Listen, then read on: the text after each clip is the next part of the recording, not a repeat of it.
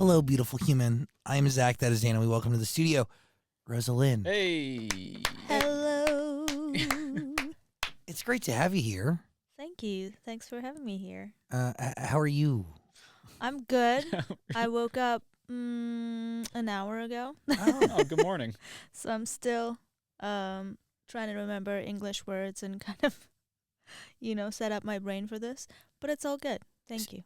Can you explain the process of learning English in your life? Because you were an exchange student. You spent Yeah. time in Wisconsin, right? Yep. How long did you spend there? 10 months. But no, it was, I learned English before that. I'm from Armenia, and we learn it at school. But I also was very, very interested in English language because I was listening to English music, American music, watching movies, watching interviews on YouTube. And it was just, the more you listen to the language, the faster you learn it. It is really fascinating. A lot of people tell me that they listen to our interviews to learn conversational English. Oh. And they end up learning a lot from it because it's just three people talking, Yeah, because at schools you learn the proper kind of like old British English, Yeah. which is very fantastic. I love that, but you can't really use it in everyday life. You just need to learn the conversational English. Was there like a defining moment where you're like, oh, I know English well enough to literally, I freely converse? Like, was there do you remember what age you were? I still don't know it. Is that true? Yeah, it's not. I can freely have conversations, and I basically use English more than Armenian or Russian, but it's still hard for me to express my thoughts when I'm talking about like more serious topics, or when there's something to explain, or when I write lyrics, it's harder to find the synonyms that would rhyme better, blah, blah, blah, blah, blah. So, like, my vocabulary is not big enough, I think, for me. So can you explain how you end up writing records? Because there's a few other writers on Snap, which is easily your biggest hit, but then you had King before that. You have a brand new song on the way. Yeah. But how do you write records? Like, does it start in one language and then you translate it, or what? No, I started writing when I was around 14 years old, 13, 14. And I started from English. Actually, that was the first language that I started writing in. Of course, it was terrible. The lyrics was terrible. It didn't make sense. But I was trying so hard, and it was a good practice for me. I wrote Snap when I was. The original idea was when I was 18, and then it kind of laid on the shelf for a little bit, and then I finished it a year later. Why did you shelf it? Well, I had no one. I was in Armenia, in my small town. Wasn't signed to anyone. Didn't know anyone in the business, so I didn't even know how to release my songs. I was just maybe not when I was 18, but I just didn't want. I had a band, and we were performing it in pubs and clubs, so we weren't thinking about releasing music at that point yet. But then I started working with Nivak Foundation, then became Nivak Collective. It's basically my first label. Yeah, And in Armenia. Yes, but they're Tamar Kaprelian, who's the CEO of the foundation and the label. She is from here. The label is American label, but she's Armenian, who's born here. So she came to Armenia to find some talents, because she's looking for talents outside of the U.S. To give them, a lot of opportunities, kind of equal opportunities. Because, I'm not saying it's easier here, but if you're here, you have a bunch of opportunities. If you're in Armenia or Oh anyone my God. else, Your zip code and your location determine so much in life. yes. The internet's made it a little bit more equal, and just in terms of being able to grab somebody's attention, but still, at the end of the Yeah. day, it's You still, it's where you're I at. had to move here. You know, you can't do it. You can't do it outside of LA if you're serious about what you're doing, and if it's if it's your first steps, you have to be here. So, anyways, back to the story of Snap. I found Tamar. She found me. We started working. How did you find each other? Were you posting things? No, so she was doing the songwriting camp in Yerevan, the capital city of Armenia, and she was looking for kind of recruiting talents for that songwriting camp. And I was playing a festival with my band, and that's how in Dilijan, which is a very very small town, there was a festival for bands. So she found me there, and she invited me to join the songwriting camp. And I think I applied like the very last minute. I was like, I don't want to do it. I don't want to do it. I'm cool. You know, I have a band. Like, what are you talking about? But then I did. Thank God. And you know, we finished Snap with Lars, Jeremy, and Ali from the States, and it's wonderful.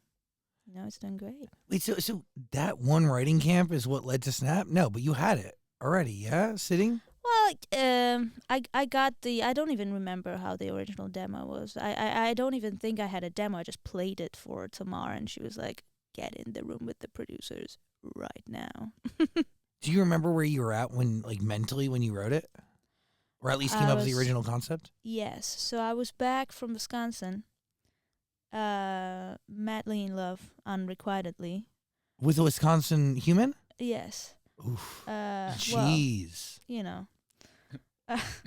Literally, G's and you cheese because it's Wisconsin. Cheese, yeah. Well, good one. I left my heart in the States and I went back to Armenia, and it was like very, very, very hard because I thought I'm never gonna see that person ever again in my life, and I haven't yet, you know. So it was kind of true.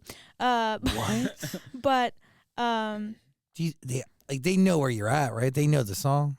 Yeah, but they don't know. I've never told that person, you know, and I'm not going to. But it's a whole different story. So I was so in love. I was so heartbroken. You know, I was back home. You know, lots of changes. You know, Snap is not just a love song.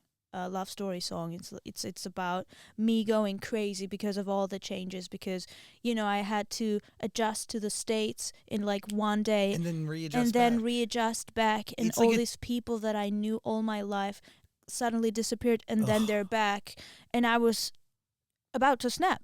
I was like, I'm going crazy right now. Excuse me, I need a break. You know, that's kind of how it all happened. You know, that's like a two-way personal and culture shock, like that, like that's on both sides. Lots of shocks, yeah. That's crazy.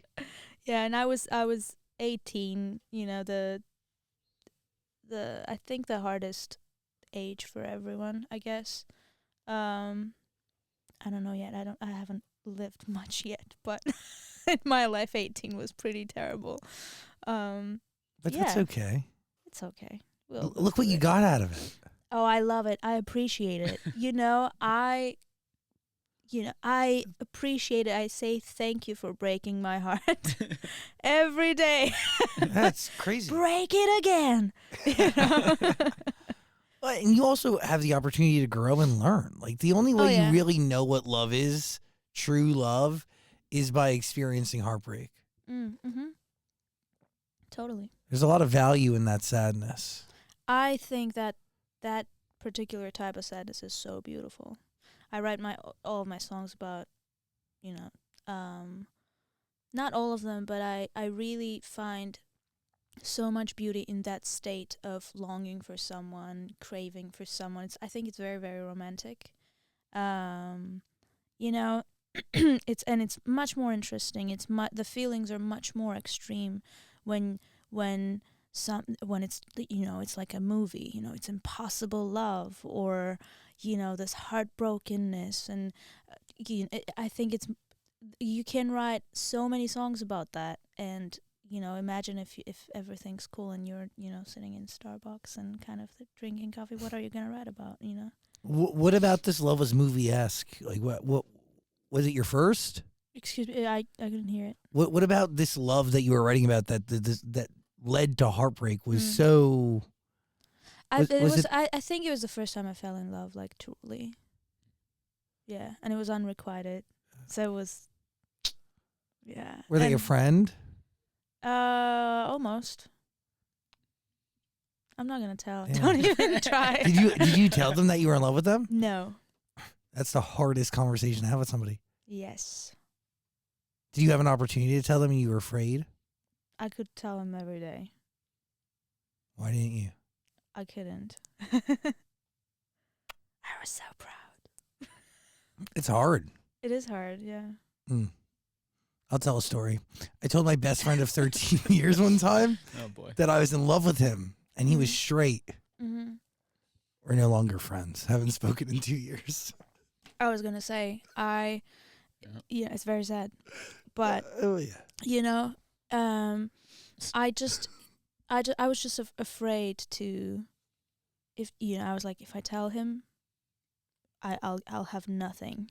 If I don't, at least we can have some kind of like, hey, how are you doing? How'd you know he didn't have any feelings back? I knew. Were you telling yourself that he didn't have feelings back, or did you really clearly get the picture, even though you didn't even broach the subject? I would say even if he had, it was just impossible because I was gonna go back. Like it's not. It's just I was like, this doesn't make sense. It has to end. Do you believe that if the universe wants it to happen, it will bring you two back together? I think so, but if the universe wants it, I don't want it anymore. So do you not believe in the universe? I do, but currently I don't want the universe to bring us back together. Over it. 5 years, ladies and gentlemen. Damn. Done. Damn. So this new record of yours has to be the most stressful record of your life, no? Well, yes. I've been writing an album for 4 months almost, actually 5. And I'm writing every day. I'm like crazy. I'm obsessed with that process. The more I write, the more I get exhausted, and the more I want to write.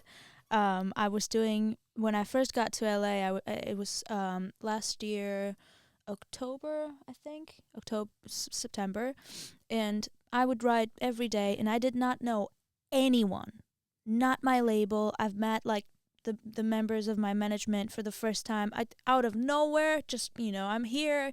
Let's write this album. Let's do this interviews. It was crazy, and I was writing with strangers basically every day, a song a day for 2 months, and then I went back home for holidays in December and came back here in January, and now I'm doing double sessions every day. So I'm really taking it seriously. I want I do a session, and then in the evening I text Rick, come in, let's go, let's write a song, and then I drive all the way to Santa Monica and write more songs, record 2-3 songs a day, and because I'm obsessed with songwriting and music, and also I feel like it just saves me from not being home, not having life other than work in LA.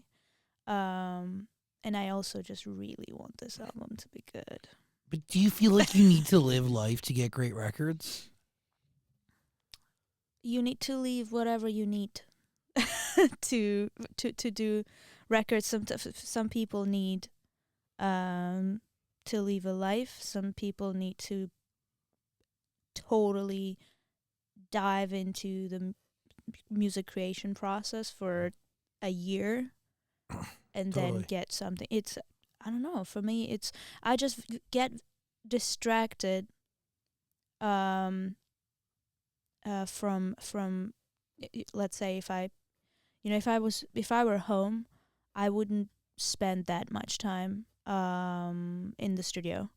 But here, it's my happy place. I want to be in the studio all night, all day. How many songs did you have to pick from before you picked this next single that you've been teasing? Pick from? Yeah. I don't even know the number. It's crazy. It's a lot. Like 100 songs? No, not 40? 30? Actually, like 60. Jeez. Oh, wow. I think we have like 60 demos. Oh. I think we have, right? Oh my God. No. Wow, okay. So The second album's going to be so much easier. Yeah, but like, why Never Be Mine? Never Be Mine? What do you mean? Why'd you pick that one as the next one? Like, because let's say what it is. There's so many versions of Snap. I don't think the world can take one more version. No. It's just not. It's That's not why humanly possible. So, which I love and I respect it. We love a good milk, but that also adds to the pressure of this next one, right? Like this song is everywhere, Yeah. and you have all these records to choose from. How do we get to Never Be Mine? Well, you need to be strategic English about it. I wrote Snap when I was 18, and now I'm 22, almost 23, and my musical taste and influences have changed. The way I write, all the ways that I write have changed. My genre has changed, and I've written this. Isn't that scary? It's not scary. It's wonderful. Why not? I'm versatile. I can sing ballads. I can sing metal. I can sing, everything. But because I just love music in general. So I'm a fan of every kind of music. But it was a problem. It kind of at some point it became a problem because I would write, kind of very different songs every day, and we're like, okay, so what are we doing now? I was just Never Be Mine, I think, was a smart decision to go with a ballad after Snap, and it's a wonderful, wonderful song, and it's kind of connected with the storyline too. Like you'll never be mine. Even if I'm gonna be yours, you'll never be mine. So it's kind of the continuation of Snap, story-wise, and sonically too. It's not that I did Snap and then I'm doing, we'll get to that maybe in like 5 years. But I just want to like genuinely kind of build bridges between my songs, because Snap, that was a problem because I grew so much. Like I do different stuff now, and we're like, okay, how do we connect this like genuinely and slowly, like bringing in the fans with us? So yeah. It's interesting that like you're just thrown into working with producers and writers and the whole thing, which is amazing and fucking cool. Mm-hmm. But then there is something to the fact that like you started Snap alone on your own, and you just like there's like no want to stick to one formula. I mean, I think just the fact that I started writing alone, I think when I was doing it alone, I was like, this is not fair. Like, how am I going to make it in music? How am I going to write, like, good songs and blah, blah, blah? Like, I need a producer, I need a songwriter, I need a lyricist, I need a blah, blah, blah. And then I was like, okay, I don't have it, so I'm going to become all of that. I started making my own demos. I started recording myself. I started arranging And stuff. it worked. It worked. I mean, I'm not a pro yet, of course. I wish I had time. I don't know the technical stuff much. I'm very slow on like Logic, but all that time of me trying to learn to do all that gave me just, here in the studio I can be like, okay, I'm hearing this synth, like, can I play this synth in this part? And it's boom. So it's when I write songs, production also is for me is a part of writing the song. Every little detail is the songwriting for me, so I don't really kind of separate the producers and the songwriters and the person who wrote the lyrics, because everything for me is kind of like this whole piece of consistent sound from like 0 to whatever 3 minutes or whatever. Do you care about how that sound plays into the album? Or do you feel like from the songs you find a consistent sound through every song? It is important if you to have a sound, to find a sound if you want to be an artist, if you want to establish yourself as an artist, you know? If you're doing an album, of course it's gonna, you know, it doesn't make sense if it's not an album anymore. It's like a compilation of songs or whatever. At least I'm really trying to, you know, figure out, okay, which songs fit the concept, which songs fit together, and it's so much harder to do that than actually write the songs, because I wrote so many songs. I'm like, okay, I'm lost now. I need to sit down with my managers and everyone and be like, okay, what are we doing now? But you know, we have wonderful wonderful material, and I'm so excited about it. Is it wild that you have this huge team? And is it weird to go home? Oh, well, it's wild to be signed to Colombia, being from Armenia, from Vanadzor, where it's like 85,000 people maybe in my hometown. I don't know how it happened. Honestly, I don't have that answer. It's just, it was that universe thing. It was meant to be, I guess. You know, if I didn't play that day at that festival, I wouldn't be here. And the interesting thing was that my band didn't want to play it, and I had to convince them for a month. I literally was like, no, we have to play it. And I didn't know why. I feel that we have to play there. And I'm not like crazy religious. I'm not religious. I think I might be spiritual because, you know. Yeah, you believe in the universe. Yeah. So I Energy. just I don't know. I was like, we have to play it subconsciously. And then, you know, I'm here. But Where's your band now? back home. Why would your band not want to play in a music festival? They thought it's a lame one. You know, Yeah. bunch of guys. Crazy, dude. This whole thing, by the way, is absolutely wild. Mm. Your story, like when you go home, it has to be different, right? It is very different. Last time I left Armenia when everything was one way, and then this December when I went back, everything was different.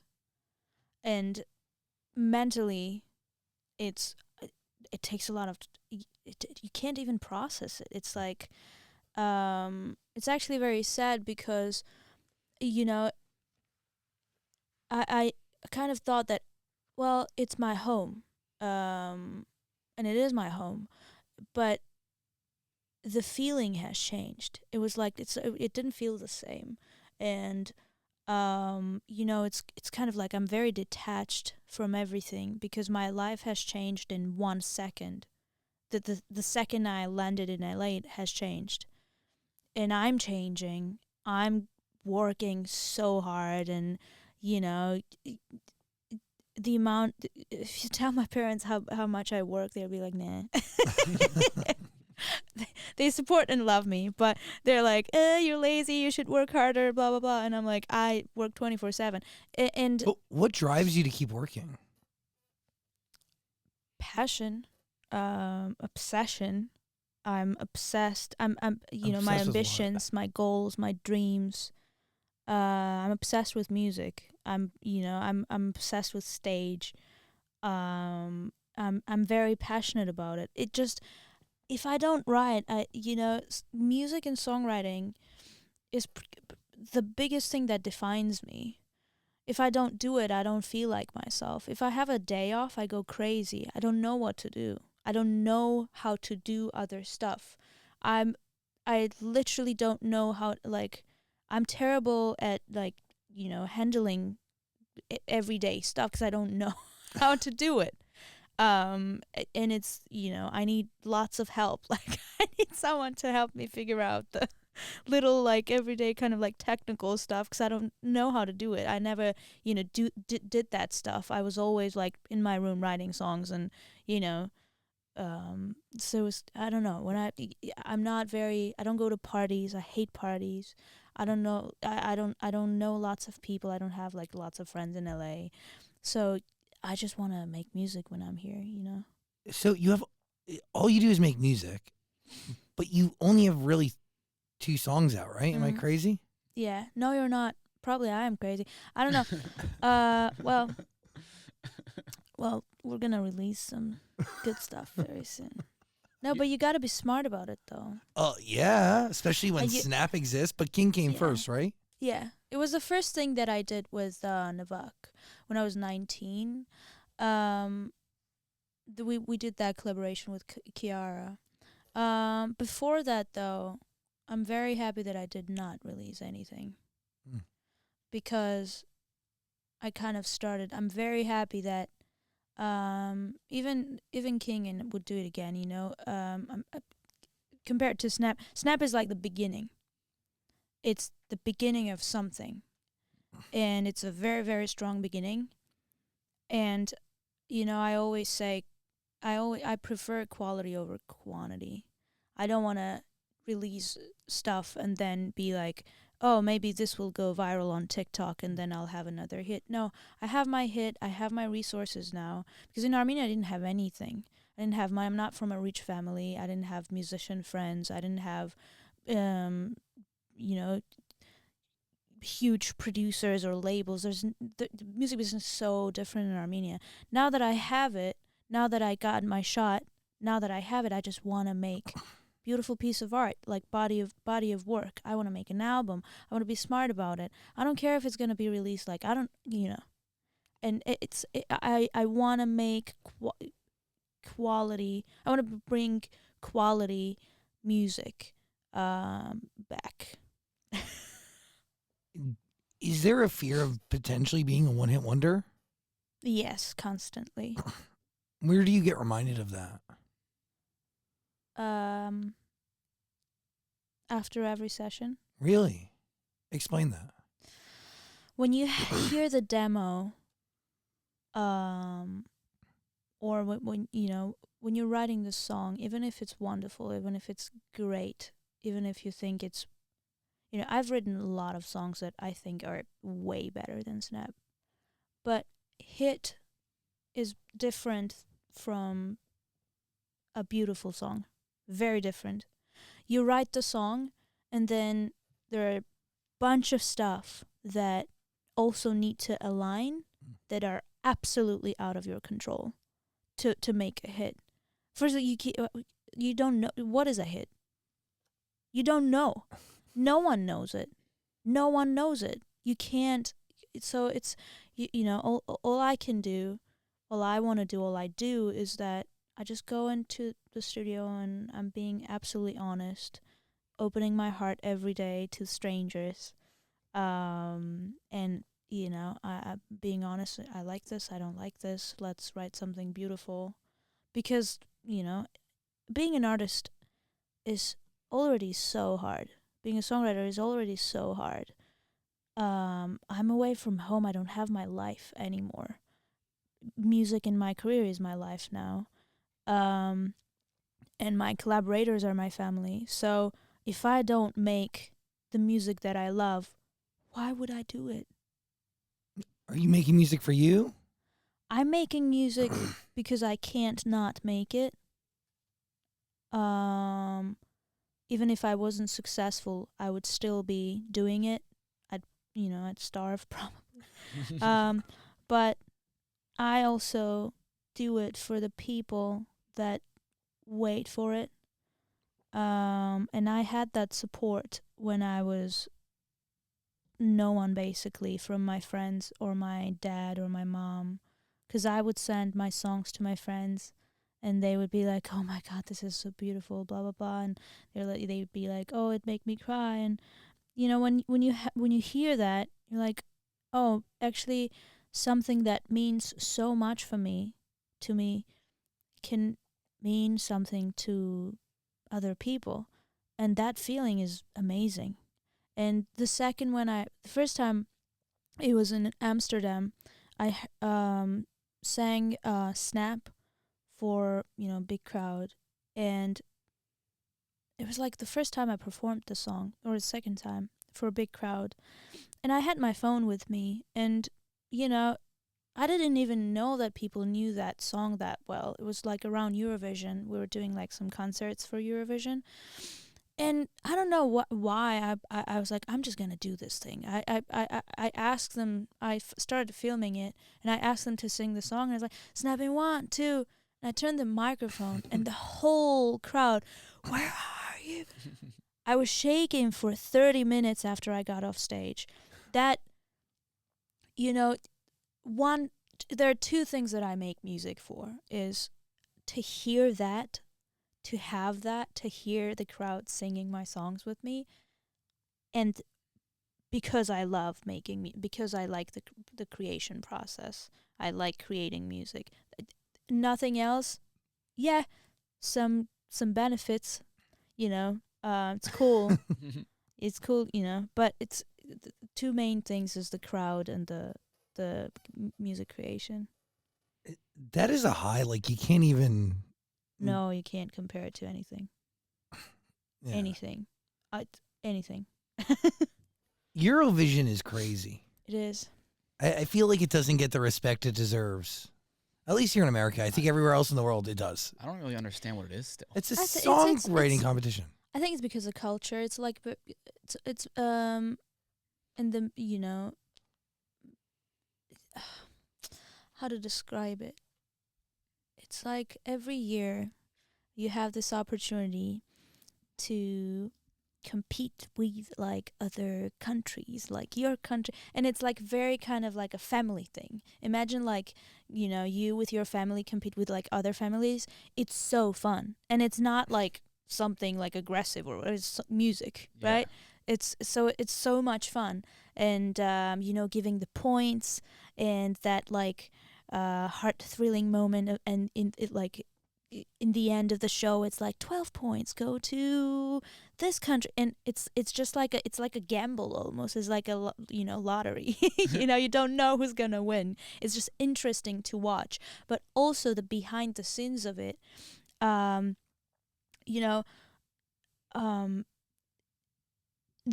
participants get so much love. Eurovision fans are so loyal. They adore you. If they love you, if they like you, they're with you forever. They're so loyal to the competition. It's like a lifestyle. There are some people who travel from all around the world to come see the promo concerts. There were people that I met in Amsterdam, in Madrid, in Tel Aviv. Same people traveled to see all the shows. And it's they wait for it the whole year. That's awesome. And they plan the trips around it, and I don't know. And it's kind of like it's, you gather together with all these countries. I think like around 40 countries, and it's all about music, and you just enjoy it. And for artists, just to realize that you have 3 minutes live on TV, you have a full arena, but also almost 180 million people are watching you live. Yeah. Millions and millions and millions of people are watching you live, and you have 3 minutes to prove yourself. What else can be cooler than that? What is the pressure like, though? Surprisingly, I was very, very chill about it. Before the stage, before singing, I was very calm, and I was I was the one who was don't be nervous, like everything's fine, and I called my parents. I was like, please don't get a heart attack. It's everything's fine. I'm not nervous, please, because I thought they're gonna be like, oh my god, and it's live. It's so they were probably like, I don't know, dying there in front of the TV. But the pressure is real because you represent your country. Yeah. It's not about the artist. It's not about the song. It's mostly it's a very responsible thing. You need to know what you're talking about. You need to think about your words that you choose, like, because Eurovision is also a little bit political, So it's for me, it was just, I just really didn't want to like say anything that could become something nasty. How are you chosen to represent Armenia? This you're chosen by your delegation. Some countries do it, do some competition prior, and it's like also a TV show. And if you win there, for example, in Italy, if you win Sanremo, you represent Italy in Eurovision. But I was chosen internally. They did like small focus groups. They showed like 6 songs from different artists to small group of people, and secretly. And they're like, okay, which one do you like? Which artist do you like? Blah, blah, blah, blah, blah. And then they gathered the feedback and, chose Snap. Wow. It's really interesting, right? Crazy process. Yeah, but think about it. Like in the last couple of years, we've gotten some really great talent from Eurovision. Yeah. Måneskin, right? Måneskin, Duncan Lawrence.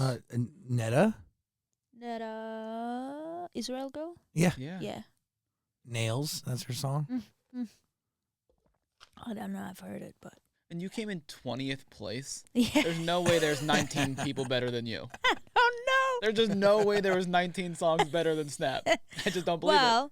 I was 20th, but now Snap is the second most streamed song of Eurovision in the history of Eurovision. What was the first one?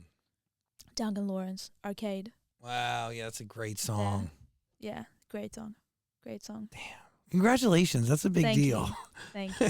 And I was like, ooh, okay. And just curious, like, did Arcade win when? Yes. It won Eurovision? Yeah. Oh, wow. Yeah. Did Måneskin win Eurovision? No. Yes. They did. Yep. Damn. Okay, It's okay. It's fine. It's fine. I was 20th. You're doing great, sweetie. Keep going. Yeah. No, it's actually, but it's cooler. Yeah. If I won Eurovision, it was, well, yeah, great. But I was 20th. We have that rule here about American Idol. Like, unless you're Kelly Clarkson, you don't really want to win. It's also One Direction. They didn't win X Factor. Or, yeah, Carrie Underwood did win. Right? Right? I think so? Carrie Underwood? I don't know. Let's see. Sorry. Nobody cares. Sorry. No idea. Sorry. Nobody really cares. I know. Ooh, sorry. Ooh. Did she win? Oh, yeah, that's right. I was looking at. Well, I need to know. By the way, if you want to listen to... Yeah, she won the 4th season in 2005. Oh, sorry, Carrie. If anybody out there wants to listen to Rosa Linn's music, we're going to put a link in the description below. All of it available on Amazon Music. Do you have a date? All 3 of it. Yeah, all 3 songs, but all 12 of the different versions of Snap are there. Sped up, slow ballad, the Italian version. Jesus Christmas. Yep. If there's an audience, there's a version of Snap. I can't believe. Talking to you. I can't believe that there are 85 million people who streamed the sped up version of Snap. I can't listen to it. I heard it I this sound morning, like a chipmunk. Yeah, I turned it off this morning when I It's listened like, to it. it's how do you listen? 85 million people. What's wrong with the people? A lot. Like, how do you listen to that? I mean, thank you. Thank you. Keep but listening. Keep listening to whatever version you want. But it's just, I don't know. You know who said that? Lizzie McAlpine. You know Lizzie McAlpine with Ceilings? Yeah. She was in here the other day talking about that. She's like, I don't know why people listen to the sped up version of Ceilings. It's so annoying. She won't release a version of it, though. Yeah, they want her to release like an official version. She's like, no, I'm not putting that out. Oh. I respect that. But you can listen to Snap's sped up version. Link in the description below. Keep it going. I mean, what were you about to say? Well, you have been teasing some other songs on Twitter and other social media platforms. They sound really good. What can you tell us about the song where you say hallelujah in it? Hallelujah. Okay. Hallelujah. It's a very powerful song, very epic sounding, very cinematic sounding.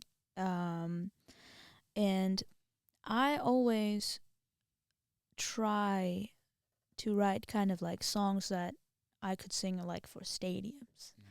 Like I love, this like euphoric kind of sounds. like, I don't know, 30 Seconds to Mars type of thing, Coldplay type of thing, like very like band stuff, you know.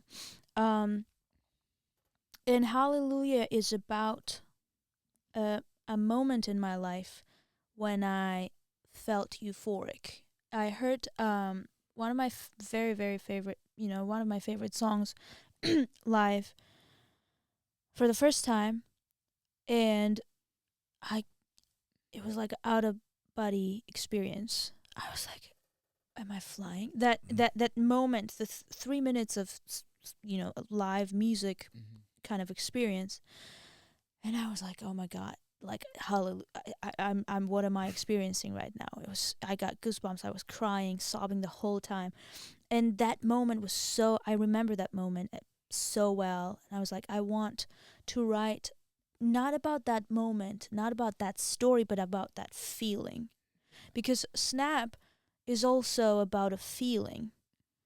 The details doesn't matter. It's about the feelings, and that's why I think people connect to it.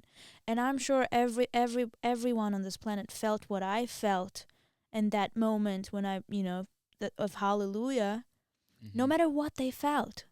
But I really tried to describe it in the song.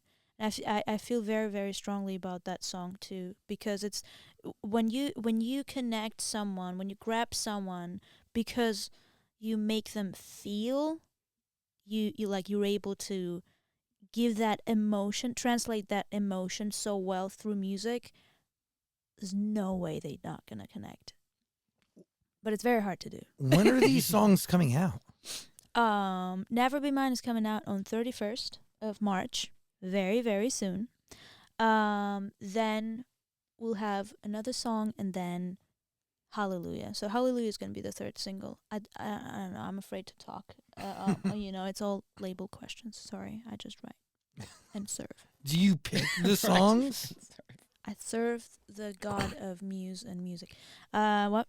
Oh, by the way, there are artists that believe their best songs are just given to them by like a higher power. You know what?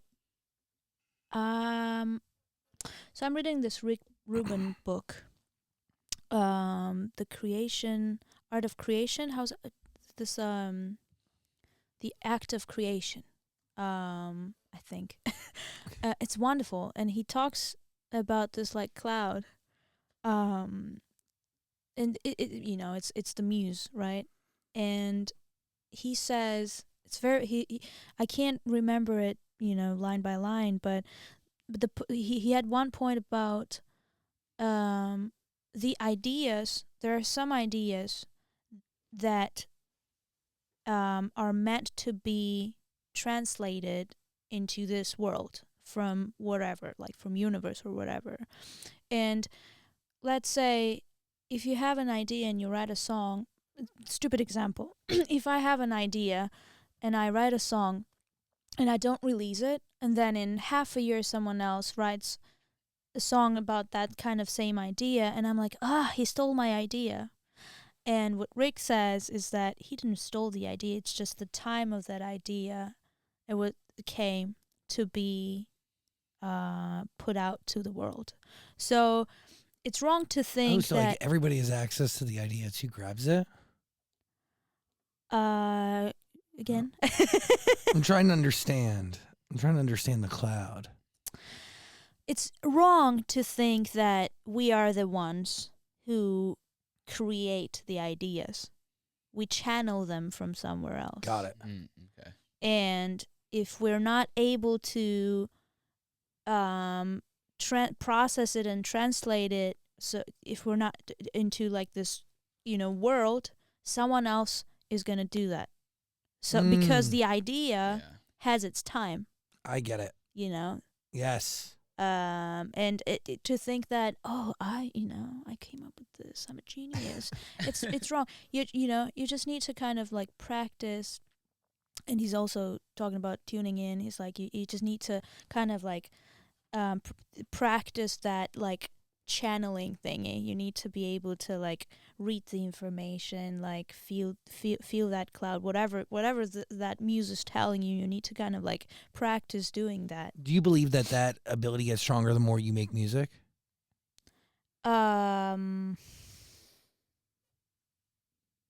Yes, maybe.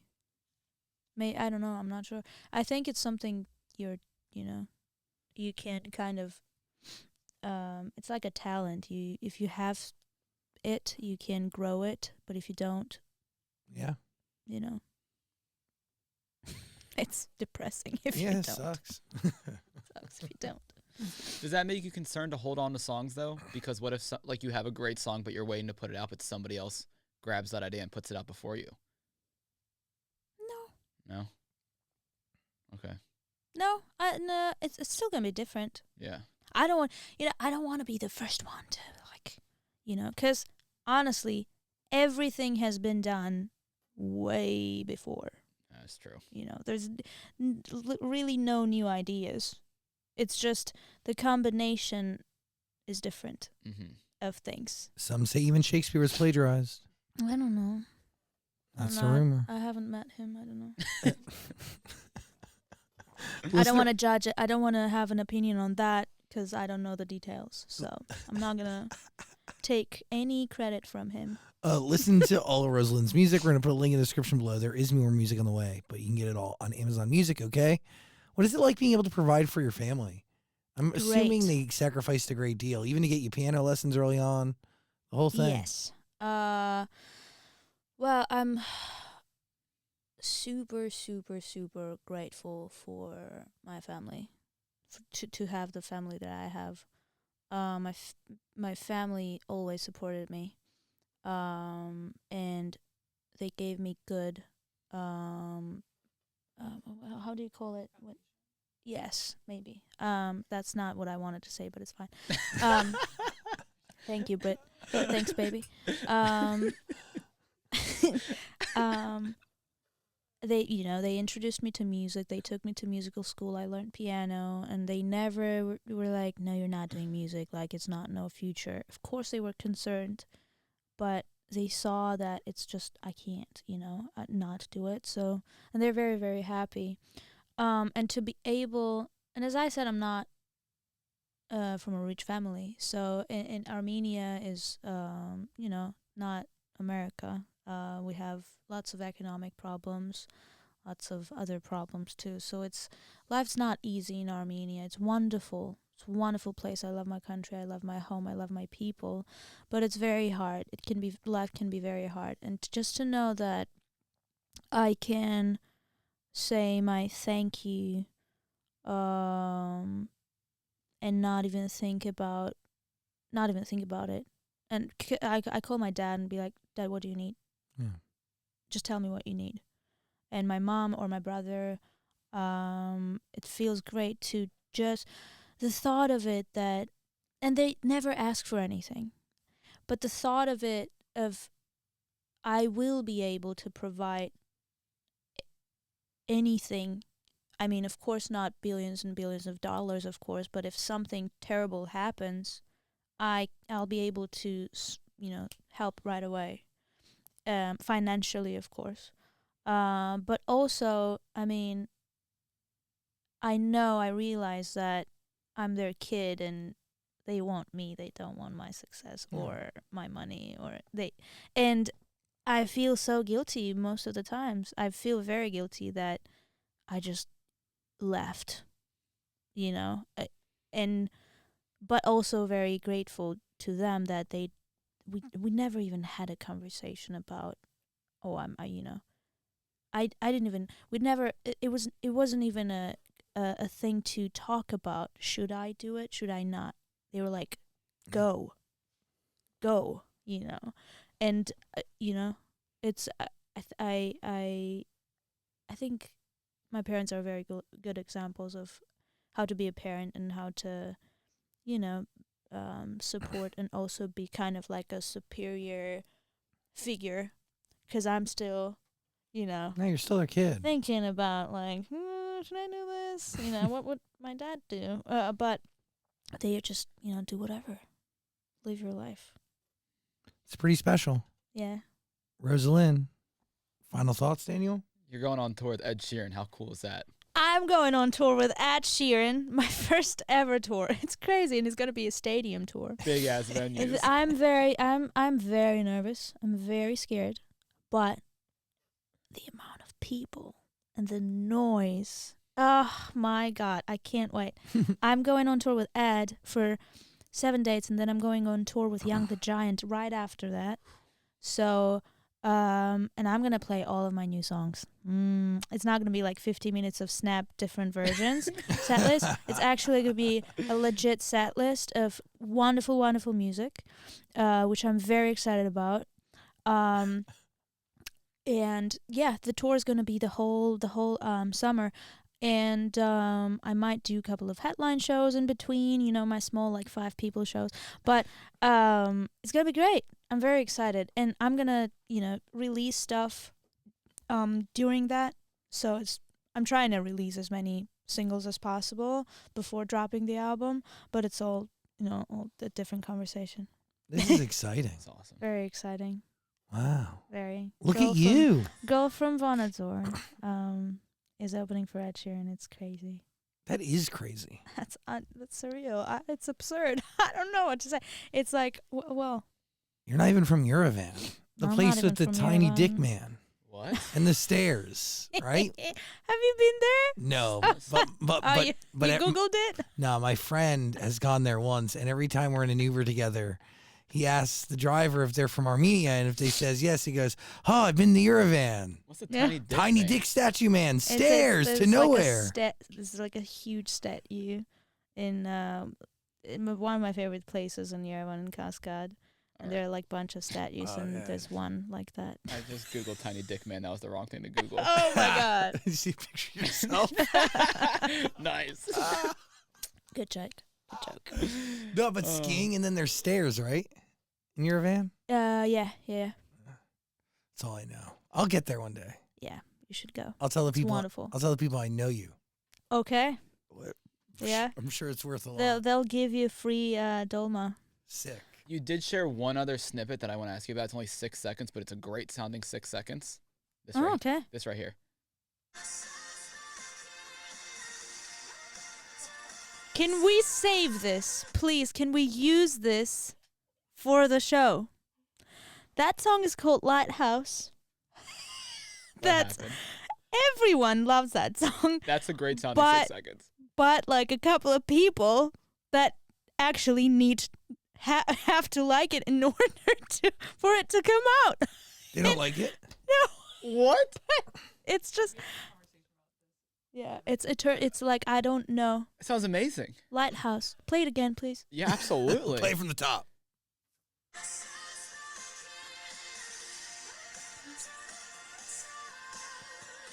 Yes. Yes, girl. Play it We again. got it. Lick it. Yeah, it's great. Oh yeah. So there's people that don't Thank like you. that. You're welcome. Yes. I need But more can you than imagine 6 how seconds. much better the other songs are? Mm. That's not the favorite. Imagine that playing in a stadium. Yes, I imagine that while I was writing it. So no, it'll come out one day. Don't you worry. I'm ready. I like that one. Yep. Dan will be waiting. Thank you. Thanks so much. It really Whoever- means a lot. Whoever doesn't like it, learn to like it because we want to hear the whole thing. Yeah. Thank you. Oh, I didn't even do that. that was weird. That just happened. He touched nothing. Oh my God. Damn. Thanks for giving us your time and energy today. It was so fun. Thank you. Really appreciate you. Thanks. Congratulations on everything. Thank you. Excited for the rest. I'm very excited. Our Thanks studio's. guys for doing this. Oh, anytime. Our studio's always here. Okay. I know the place now. Yeah. Come back for the rest of the songs in the album, please. Yes. Rosa Linn. Everybody, you good? You have final thoughts? No, we're good. All right, Rosa Linn, everybody. Woo!